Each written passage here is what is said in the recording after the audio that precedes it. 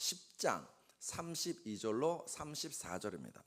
신약성경, 제가 있는 성경은 신약 72페이지입니다. 마가복음 10장 32절로 34절입니다. 다 찾으신 것 같으니까는 우리 같이 읽겠습니다. 같이 읽습니다. 시작. 예루살렘으로 올라가는 길에 예수께서 그들 앞에 서서 가시는데 그들이 놀라고 따르는 자들은 두려워하더라. 이에 다시 12 제자를 데리시고 자기가 당할 일을 말씀하여 이르시되 보라, 우리가 예루살렘에 올라가노니 인자가 대제사장들과 서기관들에게 넘겨지매 그들이 죽이기로 결의하고 이방인들에게 넘겨주겠고 그들은 능욕하며 침뱉으며 채찍질하고 죽일 것이나 그는 3일 만에 살아나리라 하시니라. 아멘. 한 번만 더 읽겠습니다. 한 번만 더 읽겠습니다. 시작. 예루살렘으로 올라가는 길에 예수께서 그들 앞에 서서 가시는데 그들이 놀라고 따르는 자들은 두려워하더라.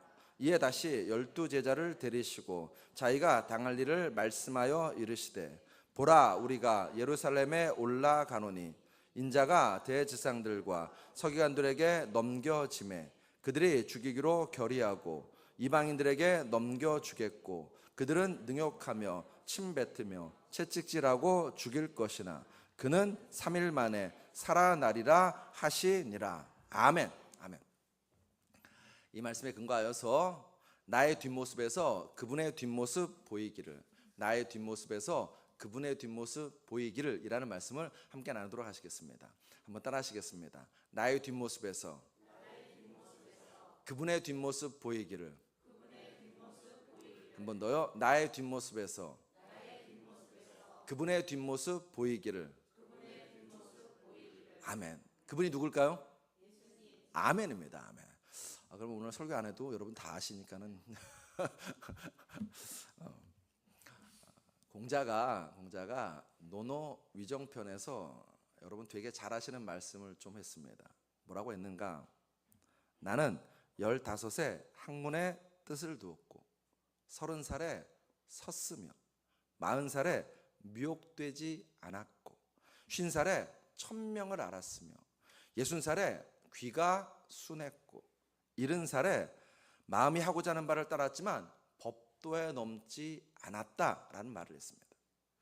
이 말에 근거하여서 우리가 그런 말 하죠. 인생 15살은 지학, 30살은 이립, 40살은 불혹, 50살은 뭐요? 지천명, 60살은요? 이순. 앞에 안 떴나요? 컨닝하십시오. 70살은 뭐라고요? 종심이라고 부릅니다. 여기에 몇몇 분은 아니지만 대부분의 분들이 불혹의 나이는 넘기셨습니다. 그렇죠? 이분들 또 금세 부정하시네. 네, 불혹은 넘겼어요. 대체로 불혹은 또 넘기셨습니다. 여러분, 불혹이 뭐라고요? 세상 일에 현혹되어 갈팡질팡하거나 판단을 흐리는 일이 없다, 그런 뜻입니다. 내가 40살이 되었더니 불혹이래요. 그게 무슨 의미냐고요? 세상 일에 현혹되어서 갈팡질팡하거나 판단을 흐리는 일이 없게 되었다는 것입니다.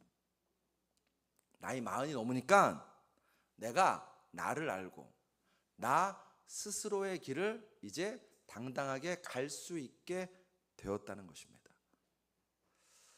여러분, 그런가요? 내가 나를 잘 알고 세상의 유혹에 흔들리지 않고 인생을 살아가시나요? 어떠신가요? 나는 나를 아나요? 나는 나를 제대로 보고 있나요? 여러분, 오늘 교회 오시기 전에 거울 앞에 서셨을 거예요. 자기의 얼굴을 봅니다. 자기의 배도 봅니다. 눈에서 가장 멀리 있는 자기의 발바닥도 우리는 볼 수 있습니다. 그런데 인생이 자기 자신에 대해서 자기를 못 보는 곳이 있습니다. 어딜까요? 마음도 못 보겠네요. 그러네요. 또 어딜까요? 그렇게 설교의 제목에 나의 뒷모습에서 뒷모습을 못 보는 겁니다. 뒷모습. 내 뒷모습은 타인을 통해서만 확인됩니다. 타인을 통해서만. 제가 이제 저는 그 주례 결혼식에서 주례를 먼저 했어요. 첫 주례를 이제 하고 그 다음에 어떤 때는 이제 첫 사회, 담임 목사님이 주례를 보시고 제가 첫 사회를 볼 때가 있었습니다. 첫 주례를 볼 때도 얼마나 긴장되겠어요. 근데 이제 첫 사회를 볼 때는 또 다른 긴장감이 있더라고요. 그러니까 앞에 담임 목사님 계시고 또 옆에 또 많은 이제 하객들도 있으니까 또 다른 긴장감이 있더라고요. 그래서 그 식장에 들어가기 전에 화장실에 가서 쭉 이제 살핀 거예요. 옷 매무새 잘 살피고 옷 다시 양복을 열었다가 다시 잘 해가지고서는 다시 잘 옷을 챙기고 난 다음에 이제 예식장에 들어갔어요. 사회 보려고. 근데 갑자기 뒤에서 누가 저를 잡더라고요. 왜 잡았는가? 여러분 양복은요 이 뒤에가 이렇게 잘라져 있어가지고서는 앞에는 잘 입은 거예요. 그런데 바지를 잘 입는다고 하다가 이 양복 뒤가 그대로 바지 안에 들어가 있는 거예요. 그러니까 얼마나 웃기겠어요. 그거 보고 누가 쫓아와가서는 이제 저한테 그 얘기 해준 겁니다. 뒷모습 못 봐요. 뒷모습 못 봅니다. 우리가 버스나 기차나 비행기로 긴 여행을 하게 되면 어떤가요? 의자에 앉아서 여행이 길어지면 잡니다. 한참을 자고 일어나서 내릴 때가 되면요 자기 얼굴 확인하고 옷 매무새 확인합니다. 그리고 내려요. 아무 일 없다는 듯이 내립니다. 그런데 뒷사람은 보죠. 뭘 볼까요? 뒤에 까치집이 크게 지어져 있는 거 봅니다. 나는 내 뒷모습을 못 봐요. 그런데 타인은 내 뒷모습을 적나라하게 정확하게 봅니다. 여러분 인생을 살아가면서 내 뒷모습을 가장 많이 보는 사람이 있습니다. 누굴까요? 자녀예요. 자녀. 그래서 그런 말 하죠. 자녀는 부모의 앞모습을 보고 자란다? 네. 자녀는 부모의 뒷모습을 보고 자란다고 합니다. 왜 하필 뒷모습일까요? 앞모습도 있는데. 여러분, 앞모습은 자기가 가꿀 수 있습니다. 앞모습은 자기가 속일 수 있습니다. 앞모습은 자기가 척할 수 있습니다. 그런데 뒷모습은 그게 안 됩니다. 꾸미지 못합니다. 있는 그대로 드러나는 것이 여러분과 저의 뒷모습입니다. 대신 앞모습은 꾸며요. 속여요. 우리 여성분들 오늘 아침에 생얼로 나오셨나요? 아니시죠? 화장하셨습니다. 잡티를 가렸어요. 주름진 것도 가렸습니다. 화장으로 안 되면 뭐하죠? 분장해요. 분장으로 안 가려지면 변장합니다. 어떻게 하든 간에 자기를 가꾸고 다른 모습으로 예쁘고 깨끗한 모습으로 자기를 바꿉니다. 앞모습만 그런 것이 아닙니다. 말도 마음도 우리는 꾸미거나 가꾸어요. 가꿉니다. 화가 났는데 속에서 부글부글 하는데 얼굴은 웃어요. 문제가 있는데 앞으로는 앞에서 얼굴 표정은 아무 일 없는 척합니다. 슬픈데 웃어요. 저 사람이 미운데 악수해요. 아무 일 없는 척 악수합니다. 뭔 말인지도 모르면서 아는 척 고개를 끄덕여요. 존경하지도 않으면서 인사를 하는 것이 우리일 때가 있습니다. 인간은 자기의 앞모습을 감추고 가꾸고 꾸밉니다. 그러나 뒷모습은 그럴 수 없습니다. 프랑스 작가인 미셸 투르니에가 이런 얘기했습니다. 뒷모습은 정직하다. 눈과 입이 달려있는 얼굴처럼 표정을 억지로 만들어 보이지 않는다. 마음과 의지에 따라 꾸미거나 속이거나 감추지 않는다. 뒷모습은 나타내 보이려는 의도의 세계가 아니라 그저 그렇게 존재하는 세계다. 우리나라 시인인 나희덕이라는 분도 이런 얘기를 하셨어요. 좀 긴데 들어보십시오. 자신의 뒷모습을 직접 볼 수 있는 사람은 아무도 없다. 타인에게 포착된 시선을 통해서만 자신의 뒷모습을 확인할 뿐이다. 누군가는 내 뒷모습에서 쓸쓸함을, 때로는 차가움을, 때로는 경쾌함을 읽어냈으리라. 타인의 시선에 무방비로 노출된 등을 가졌다는 것, 자신이 알지 못하고 어찌할 수도 없는 신체 영역에 있다는 것이 왠지 두렵고도 안심이 된다. 이처럼 뒷모습은 아무 말도 하지 않지만 동시에 아주 많은 것을 말해준다. 그렇죠? 가끔 그런 거 볼 때가 있어요. 아버지의 뒷모습, 허리가 또는 등이 한쪽으로 굽어 있는 아버지의 뒷모습을 봅니다. 그 뒷모습이 많은 것 말해줘요. 어머니의 뒷모습을 봅니다. 등이 굽어 있는, 자녀들 키우느라고 등이 굽어 있는 그 어머니의 뒷모습을 보면 그 뒷모습은 우리에게 많은 것을 말해줍니다. 그래서 여러분, 그런 말이 있습니다. 그 사람의 뒷모습이 보이면 그 사람을 사랑하기 시작하게 된다고. 여기 자녀된 분들이 있으시잖아요. 부모님이 아직 살아 계실 때에 부모님의 앞모습만 보지 마시고 부모님의 뒷모습도 볼 줄 아는 자녀들 다 되시길 주의 이름으로 축복합니다. 그 얘기하는 거예요. 동시에 아주 많은 것을 말해준다. 무엇보다도 뒷모습은 거짓말을 하지 않는다. 세상에 넘치는 거짓과 위선에도 불구하고 인간이 그나마 정직하고 겸손할 수 있는 것은 연약한 등을 가졌기 때문이다. 뒷모습을 가졌기 때문이다. 우리 몸에서 가장 정직한 곳 뒷모습이라는 것입니다. 그래서 한 시인은 그런 얘기합니다. 뒷모습이 아름다운 사람이 진짜 아름다운 사람이라고. 자, 그 시인의 시 일부분을 좀 들려드리겠습니다. 뒷모습이 어여쁜 사람이 참으로 아름다운 사람이다. 자기의 눈으로는 결코 확인되지 않는 뒷모습, 오로지 타인에게로만 열린 또 하나의 표정. 뒷모습은 고칠 수 없다. 거짓말을 할 줄 모른다. 나태주 시인의 뒷모습이라는 시의 일부입니다. 사랑하는 성도 여러분, 여러분과 저의 뒷모습은 어떤 뒷모습일까요? 배우자에게, 자녀들에게 또는 이웃에게 나의 뒷모습은 어떻게 비춰주고 있을까요? 오늘 본문을 보면 제자들이 예수님의 뒷모습을 봅니다. 성경은 그 장면을 이렇게 표현하고 있습니다. 본문 32절 상반절에 예루살렘으로 올라가는 길에 예수께서 그들 앞에 서서 가시는데, 예수님이 앞서서 예루살렘으로 가십니다. 제자들이 그 뒤를 따라갑니다. 따라가면서 예수님의 뒷모습을 보았어요. 성경은 말합니다. 그날 제자들은 예수님의 뒷모습을 보고 놀랐다고, 두려워하였다고. 자, 32절을 우리 다시 한번 같이 읽겠습니다. 시작. 예루살렘으로 올라가는 길에 예수께서 그들 앞에 서서 가시는데 그들이 놀라고 따르는 자들은 두려워하더라. 경외감을 갖게 되었다는 것입니다. 제자들이 그날 예수님의 뒷모습을 보고 경외감을 갖게 되었다는 것입니다. 도대체 예수님의 뒷모습이 어떠했기에 제자들이 놀라고 경외감을 갖게 되었을까요?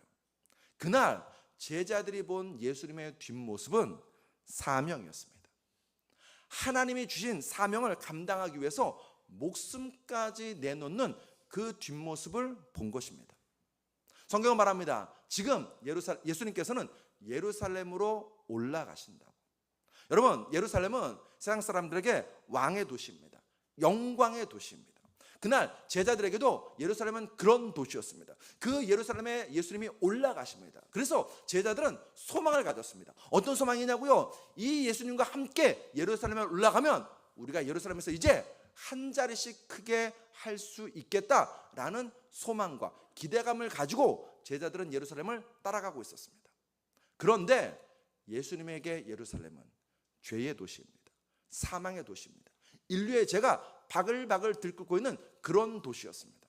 예수님은 그 도시에 올라가셔서 이제 십자가 지십니다. 그 도시에서 인류의 모든 죄를 대신 담당하시고 십자가에서 죽임당하십니다. 이를 위해 예수님은 예루살렘에 올라가십니다. 누가복음 9장 51절에 보시면은 예수께서 승천하실 기약이 차감해 예루살렘을 향하여 올라가기로 굳게 결심하시고, 여기 단어가 빠졌어요. 무슨 단어가 빠졌는가? 죽기로 굳게 결심하시고 십자가 지기로 굳게 결심하시고 예수님이 이제 예루살렘에 향하여 가시는 것입니다.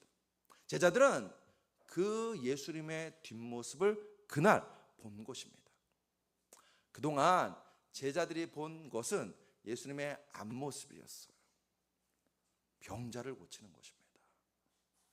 불치병인 문둥병도 고치는 것입니다. 남에서부터 절지 못했던 자도 고치는 것입니다. 뿐입니까? 귀신을 내쫓으십니다. 죽은 자도 살리십니다. 오병이어로 수만 명을 먹이십니다. 제자들은 그런 예수님의 앞모습만 보고 흥분했습니다. 한껏 들떠 있었습니다. 그런데 예루살렘에 올라가는 그날 제자들은 예수님의 뒷모습을 보았어요. 죽으러 가는 모습입니다. 십자가 지려는 모습입니다. 내 목숨을 내놓고 사명을 감당하려는 모습입니다. 온 인류를 구원하기 위해서 나를 산제물로 드리려는 뒷모습이었습니다.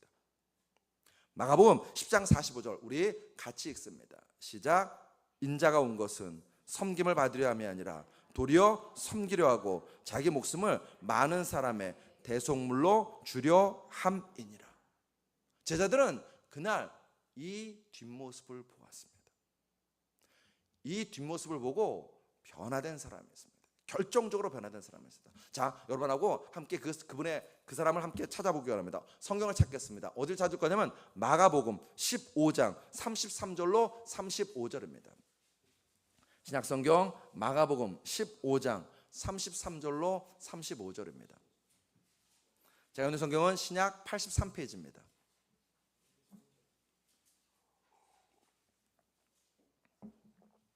마가복음 15장 33절로 35절입니다.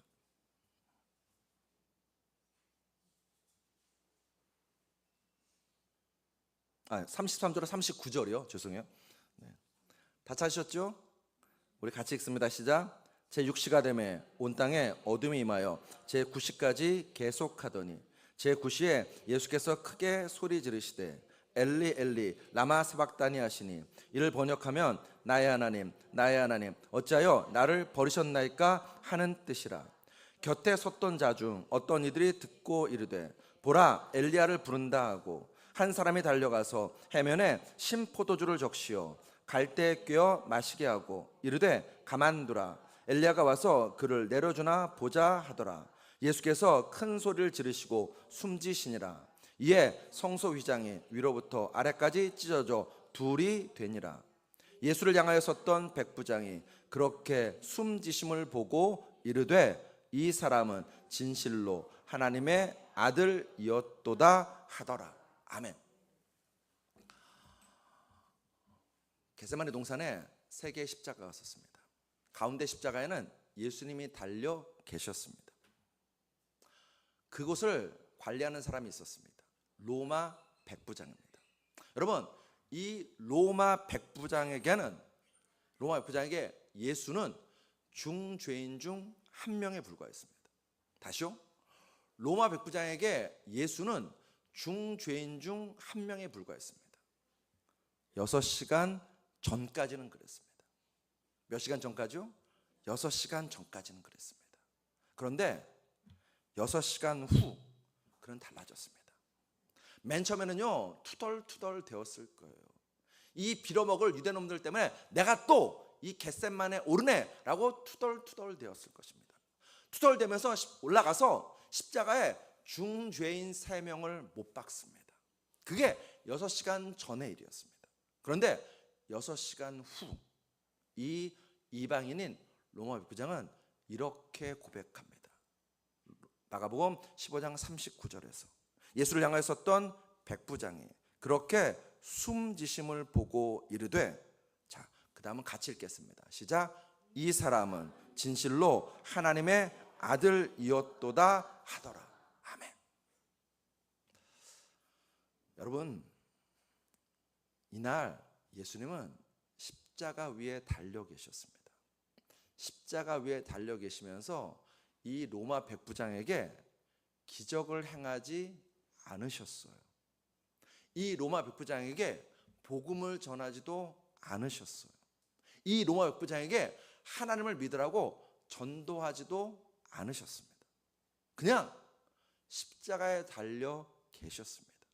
그런데 그 십자가에 달린 예수를 로마 백부장은 맨 처음에 죄수로 알았는데 6시간 후 그는, 이방인인 그는, 로마 백부장인 그는 고백합니다. 십자가에 달린 저 예수가 하나님의 아들이라고 고백합니다. 그날 로마 백부장은 그 겟세마네 동산에서 예수님의 뒷모습을 본 것입니다. 로마 백부장은 그동안 많이 봐왔어요. 십자가에 달린 중죄인들의 모습이 어떠했는지 너무너무 많이 봐왔습니다. 여러분, 우리는 이 손톱 밑에 가시만 찔려도 너무너무 아프잖아요. 예수님은 또는 죄인들은 십자가에 달릴 때 그냥 달리지 않습니다. 채찍에 맞습니다. 고리가 걸려 있어서 이 살점을 뜯어내는 그런 채찍에 맞습니다. 그리고 그런 상태로 십자가를 지고선 겟세마네까지 약 1km 정도 되는 거리를 걸어가야 됩니다. 육체적으로 거의 탈진 상태인데 거기를 걸어갑니다. 그리고 십자가에 달릴 때 그냥 달린 것이 아니라 예수님은 양손과 양발에 못 박히셔서 달리십니다. 그러면 제가 이제 금요일 날도 얘기하겠지만은 여러분 얼마나 고통스러운지 모릅니다. 제일 처참한 고통이 뭐냐면요, 가시관 쓴 게 고통이 아닙니다. 못 박히게 고통이 아닙니다. 등이 막 너덜너덜 돼가지고서는 정말 아픈 거, 그게 고통이 아닙니다. 십자가에 달리면 가장 고통스러운 게 뭐냐면 호흡하기가 어려워요. 호흡하기가 어렵습니다. 온 체중이 이렇게 뚝 아래로 십자가에서 떨어지면서 호흡을 할 수 없어요. 호흡을 하려고 하면은 몸을 움직여야 되잖아요. 몸을 십자가 위에서 움직이면 어떻게 될까요? 양손과 양발에서 못 박힌 그 고통이 다시 한번 처절하게 자기의 몸을 감쌉니다. 몸을 움직이면, 숨 쉬려고 몸을 움직이면 이 등, 너덜너덜해진 그 등, 뼈가 드러난 그 등을 움직여 하다 보니까요, 여러분, 나무 십자가가 아주 곱게 갈린 비단 같겠죠? 거친 그 나무 표면에 이 등자국이 긁히면서 처절한 또 고통이 다가옵니다. 숨을 쉬어야겠고, 숨 쉴수록 더 고통스러워지는 그런 악순환이 반복됩니다. 그래서 십자가에 달린 죄수들은요, 고통에 힘겨워서 괴성을 지릅니다. 울부짖습니다. 자기의 죄를 뉘우치기는커녕 증오하고 원망합니다. 그리고 자기 눈앞에 있는 사람들 향해서 입에 담기 어려운 욕설을 막 퍼붓습니다. 그게 일반적인 십자가에 달린 모습입니다. 예수님의 십자가 질 때도 예수님의 좌편과 우편의 강도도 똑같이 욕설을 퍼부었어요. 마가복음 15장 32절에 보시면 십자가에 못 박힌 자들도 예수를 욕하더라. 그게 십자가에 달린 죄수들의 일반적인 모습입니다. 그런데 예수님은 십자가에서 잠잠하신 거예요. 이사야 53장 7절에 그가 곤욕을 당하여 괴로울 때도 그의 입을 열지 아니하였으며 마치 도수원에 끌려간 어린 양과 털강자 앞에서 잠잠한 양같이 그의 입을 열지 아니하였도다. 잠잠하십니다. 잠잠한 정도가 아닙니다. 예수님께서는요, 그 십자가 위에서 자신을 십자가에 못 박는 자들을 위해서 용서해 달라고 기도까지 하시는 것입니다. 누가복음 23장 34절에 이에 예수께서 이르시되 아버지 저들을 사하여 주옵소서 자기들이 하는 것을 알지 못함이니이다. 누구는 저주하는데 누구는 욕설과 독설을 퍼붓는데 예수님께서는 자신을 십자가에 못 박은 자들을 위해서 용서의 기도를 해주고 있는 것입니다. 그날 백부장이 본 예수님의 뒷모습은 저주와 증오가 아니라 용서와 사랑이었습니다. 원망과 저주가 아니라 화해와 화평이었습니다. 십자가에 달린 그 극한 상황에서도 예수님은 용서하고 사랑하고 화해를 이루시는 뒷모습을 보여준 것입니다. 로마 백부장은 그 예수님의 뒷모습을 통해서 예수님의 실체를 확인한 것입니다. 그날 로마 백부장은요, 말만 번지르한 종교인을 본 것이 아니었습니다. 앞에서는 정말 착한 척하면서 뒤로 꿍꿍이하는 그런 악인을 본 것이 아니었습니다. 언행이 일치했습니다. 앞과 뒤가 똑같았습니다. 말도 마음도 생각도 거룩하기 그지없었습니다. 그 모습을 보고 로마 백부장은 이 사람은 진실로 하나님의 아들이라고 고백하는 것입니다. 여러분, 우리가 왜 정치인들에게 실망하나요? 어찌하다가 우리가 목사님들에게 시험 드나요? 뭐 때문에 옆에 있는 성도를 보고 실족하나요? 왜 세상이 기독교인들을 개독교인이라고 조롱하나요? 우리의 앞모습 때문이 아니라 우리의 뒷모습 때문 아닌가요? 세상 사람들은 성경 말씀을 보지 않아요.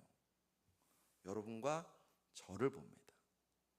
여러분과 저를 보고 하나님을 믿을지 말지, 교회를 다닐지 말지를 결정해요.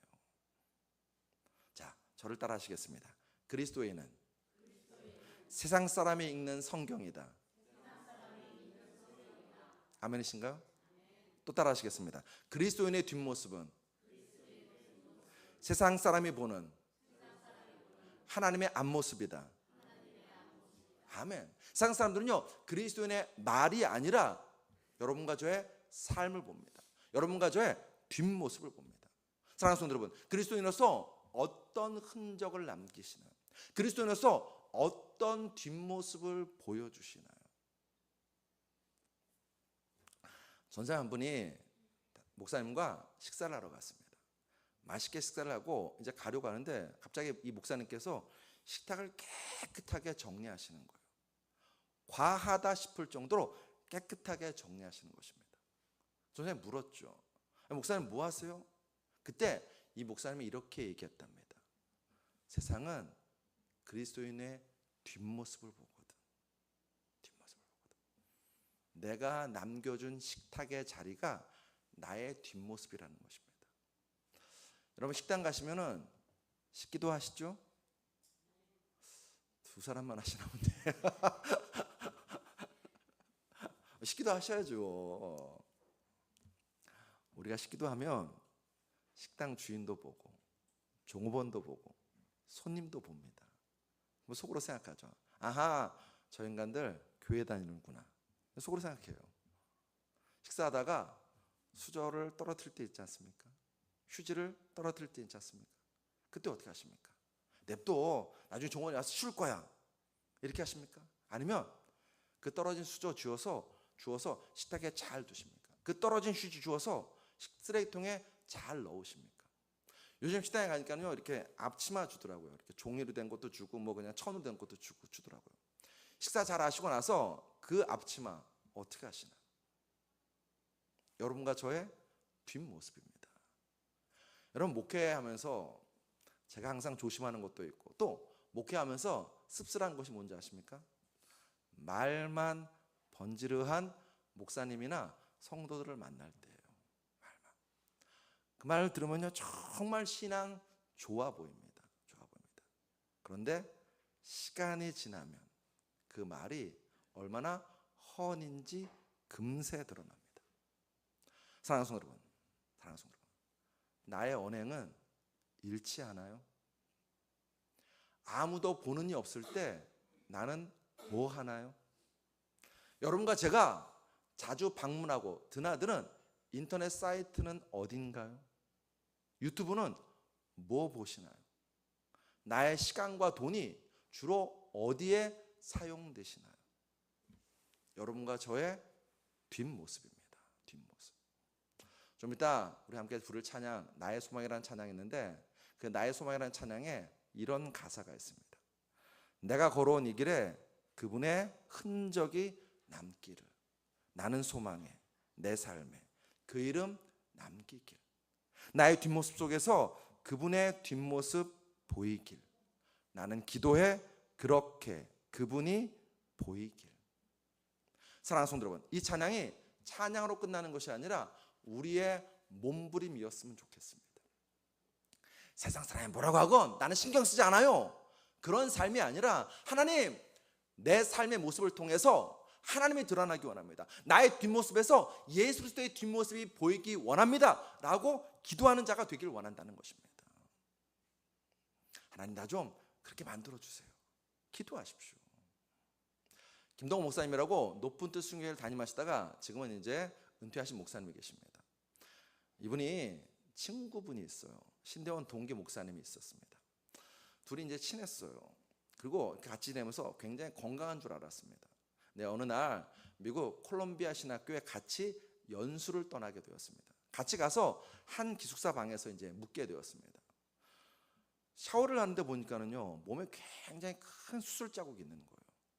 평소에 건강한 줄 아는데 정말 큰 수술 자국이 있어 물어봤습니다. 뭐냐고. 그랬더니 옛날에 폐병을 앓아서 폐를 잘라내는 수술을 받았다는 것입니다. 그러면서 이제 그 목사님이 이야기를 해주셨대요. 참 감동적입니다. 여러분도 이 기도 하셨으면 좋겠어요. 이 목사님이 이제 폐를 잘라내는 수술을 받으러 가게 되었는데 그런 생각이 들었답니다. 마취해서 깰 때에 헛소리를 한다던데 자기도 모르게 무의식적으로 막 뭐라고 떠든다는데, 야, 내가 그래도 주의 종인데 세상 말하면 안 되지, 헛소리하면 안 되지 라고 해서 이분이 수술을 받기 전에 기도했대요. 하나님, 그래도 제가 주의 종인데 마취해서 깨어날 때 주여! 라고 주님을 찾고 싶습니다. 기도했답니다. 저 좀 그렇게 만들어주세요. 수술실에 들어갔습니다. 수술이 끝나고 회복실로 왔습니다. 서서히 마취가 이제 깨면서 의식이 드는 거예요. 의식이 들어서 이렇게 봤더니 자기 옆에 어머님이 자기 손을 꼭 붙잡고 기도하고 계시더래요. 그래서 어머니께 물었대요. 어머니, 제가 마취 깰 때 혹시 뭐라고 하지 않았어요? 근데 어머님이 그러셨답니다. 얘야, 너무 은혜 받았다. 네가 마취에서 깰 때 주여! 라고 주님을 찾더라. 너무 은혜 받았다. 이 목사님은 무의식에서도 그리스도인 된 모습을 보여주고 싶은 것입니다. 여러분과 제가 이 고난주간에 이 욕심 내었으면 좋겠습니다. 나의 앞모습도 그리스도인일 뿐만 아니라 나의 뒷모습도 그리스도인, 나의 뒷모습도 예수 닮은 그리스도인일 뿐만 아니라 나의 무의식까지도 예수 닮은 그리스도인 되시기를 욕심내는 여러분과 저 되시길 주 여러분을 축복합니다. 그래서 나의 뒷모습에서 예수님의 뒷모습이 보이는 그런 은혜가 여러분과 저에게 있게 되시기를 주 이름으로 축복합니다. 그러라고 예수님이 2000년 전에 십자가 지신 것입니다. 그러라고 매해 고난주간을 허락하셔서 여러분과 저에게 우리의 신앙을 돌아보면서 예수를 바라보고 그 예수님의 뒷모습을 따라가라고 고난주간을 허락하신 것입니다.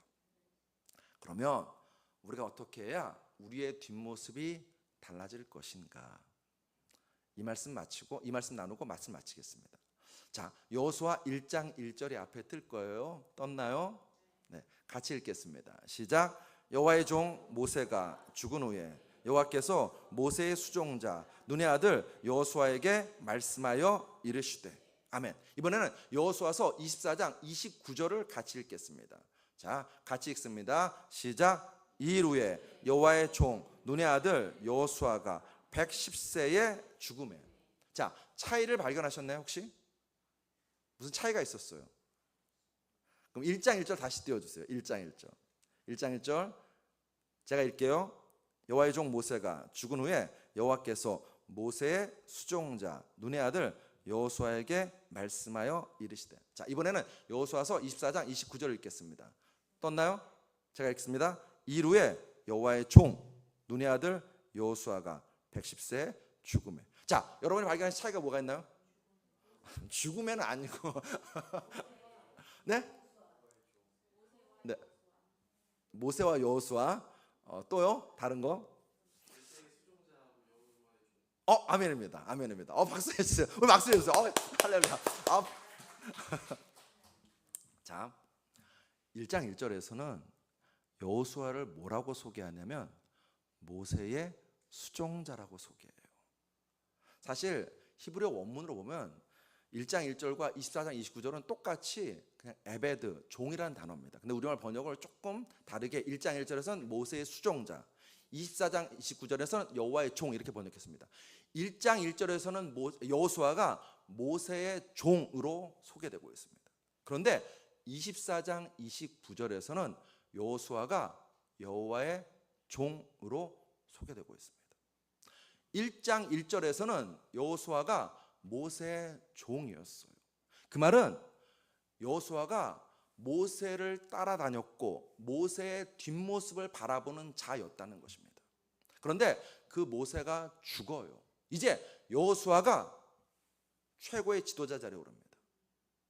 지도자예요. 최고의 자리예요. 그럼 어떤 생각이 들까요? 내 마음대로 할 수 있지. 내가 최고야. 얼마든지 그럴 수 있습니다. 그런데 여호수아는 그렇게 살지 않았어요. 어떻게 살았는가? 여호와의 뒷모습을 바라봅니다. 여호와 하나님을 따라갑니다. 그렇게 24장을 살았더니 여호수아가 어떻게 소개되는가? 이제 여호와의 종으로 소개됩니다. 종으로 소개됩니다. 저는 여호수아서를 읽을 때마다 이 부분이 얼마나 은혜 되는지 몰라요. 어떤 때는 한 교회의 부교육자 신분입니다. 지금은 주 따르는 교회 담임 목사 신분입니다. 그럼 그게 중요하지 않죠. 그게 중요하지 않아요. 제가 인생을 다 마치고 난 다음에 목회 여정을 다 끝내고 난 다음에 저한테 남아야 될 것은 어느 큰 교회에서 무슨 연구소 소장을 했다 그런 거 아무 의미 없습니다. 담임 목사 했다 그런 거 아무 의미 없습니다. 저한테 정말 중요한 것은 뭐냐고요? 제가 예수 그리스도의 종으로 끝까지 남아 있느냐 아니냐 그게 중요한 거예요. 그게 중요한 겁니다. 그러니까 저는 여호수아서 읽을 때마다 항상 그 생각합니다. 사랑하는 성도 여러분, 예수님은 오늘도 우리 앞서 걸으십니다. 우리 앞서 걸으시면서 여러분과 저에게 말씀하세요. 나를 따라오라고. 그 말은 세상 사람 뒷모습 보지 말고 예수님의 뒷모습을 보라는 것입니다. 세상 사람의 뒤를 따라가지 말고 예수님의 뒤를 따라오라는 것입니다. 오늘부터 고난주간입니다. 사랑하는 성도 여러분, 맞아요. 예수님에게서 우리가 발견하는 것, 신유, 기적, 복, 은혜 맞습니다. 그것도 예수님의 모습입니다. 그런데 여러분 그런 앞모습만 보지 말고 고난, 희생, 십자가, 섬김, 자신을 주심, 그리고 끝내 십자가 위에서 우리 위해서 죽으신 예수님의 뒷모습도 보는 이번 한 주 고난주간 되시기를 주의 이름으로 축복합니다. 그리고 그 뒷모습을 따라가십시다. 금식함으로 따라가십시다. 기도함으로 따라가십시다. 혹시 내가 누군가 도와줘야 될 일이 있으면 도와줌으로 따라가십시다. 나를 희생하고 나를 죽이고 철저하게 나를 부인하는 그런 여러분과 저, 그리고 이번 고난주간 한 주 되시기를 주의 이름으로 축복합니다. 그리하여 나의 뒷모습에서 예수님의 뒷모습이 보이는 아버지, 어머니, 남편, 아내, 스승, 이웃, 동료 되는 그리스도인 되시기를 주의 이름으로 축복합니다. 기도하시겠습니다.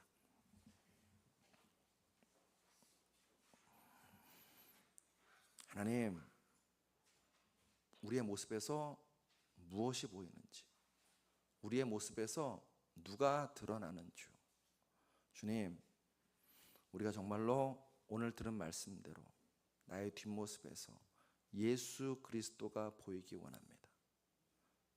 앞모습, 꾸미고 가장하고 척하는 신앙 되지 않게 도와주시옵소서. 우리의 안모습도, 우리의 마음도, 우리의 뒷모습도 진실한 그리스도인, 참된 예수쟁이 될 수 있도록 은혜 베풀어 주시옵소서.